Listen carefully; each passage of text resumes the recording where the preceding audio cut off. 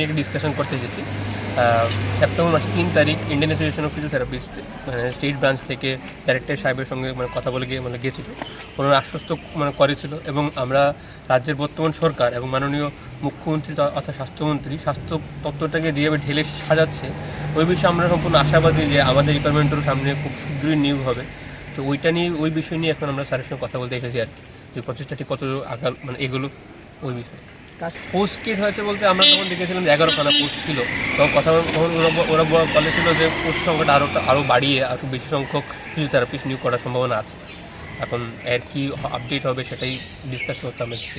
আচ্ছা, 2017 সালে শেষ ডিএইচএসের আন্ডারে ফিজিওথেরাপিস্ট নিয়োগ করা হয়েছে।